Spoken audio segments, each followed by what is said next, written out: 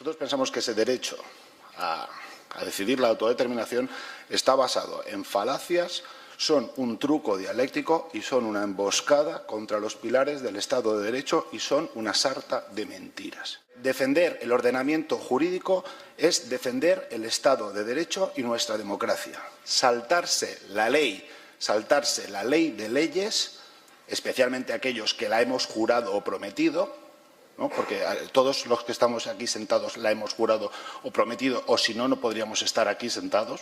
Es decir, saltarse esa ley es muy grave y no puede quedar impune. Si los responsables políticos no estamos sujetos a la ley y a la Constitución, esto no se parece en nada a una democracia. Las leyes, entiendo que ustedes también pensarán lo mismo, están para respetarlas, no para saltárselas a la torera cuando los temas a uno le interesan. ¿Hay que respetarla o no hay que respetar la Constitución? Bueno, pues algunos dirán, no, yo la Constitución, yo la ley me la paso por allí, por el Arco del Triunfo. Bueno, nosotros pensamos que la ley se tiene que respetar. El derecho a decidir la autodeterminación no existe en ningún ordenamiento jurídico del mundo. El cuerpo doctrinal de la ONU solo caben supuestos de situación colonial, pueblos anexionados por conquista, dominación extranjera, para pueblos oprimidos por violación masiva y flagrante de los derechos humanos. Y obviamente ese no es el caso catalán, aunque TV3 diga lo contrario.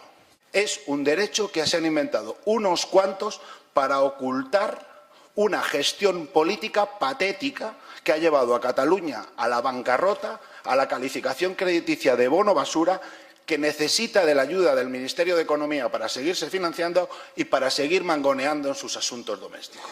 Se puede discutir la unidad de España y no la unidad de Cataluña. Si Hospitalet decidiera mañana, en ese hipotético referéndum, permanecer en España, ¿se mantendría en España o los obligaríamos a ir a la Cataluña independiente? Desde el punto de vista económico, la secesión de Cataluña sería una calamidad, de consecuencias incalculables. Es un planteamiento político que lleva a la ruptura de nuestra cohesión social. Ya se están produciendo muchos enfrentamientos que están debilitando la cohesión social de Cataluña, muchos. Nos llevaría al aislamiento internacional y a la incertidumbre económica. ¿Queremos una Cataluña independiente? Bueno, vale, bien. ¿Y cómo será tu Cataluña independiente? Bueno, ya te la explicaré.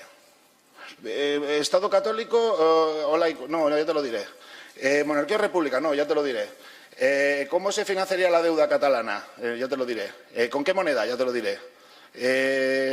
¿Cómo se queda la parte proporcional de la deuda del Estado? ¿Se la llevaría o no se la llevaría? Bueno, ya te lo diré. ¿Las infraestructuras del Estado las pagaría o no las pagaría? Ya te lo diré. ¿Quién pagaría las pensiones? Ya te lo diré. ¿Y las prestaciones por desempleo? Pues ya también, ya te lo diré. ¿España seguiría siendo el principal socio comercial de España? ¿Seguiríamos recibiendo fondos de cohesión?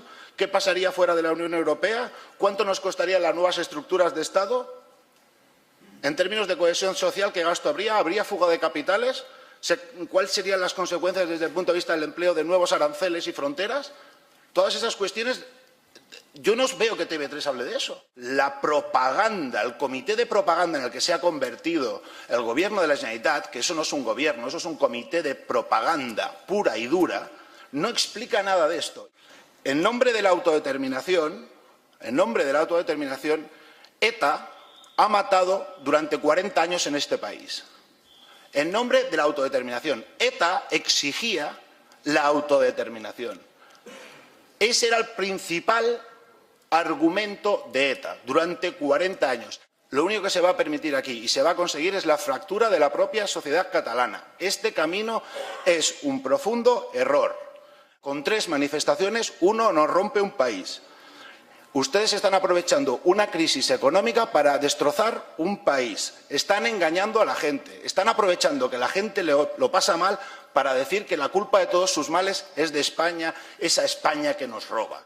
No me parece correcto que se tengan que hacer recortes sociales en Cataluña cerrando hospitales y cerrando guarderías y, en cambio, destinando ingentes cantidades de dinero público para pagar la orgía separatista. Ya saben cuál es la posición del Grupo Popular. Un no en Arial 72, bien grande. No.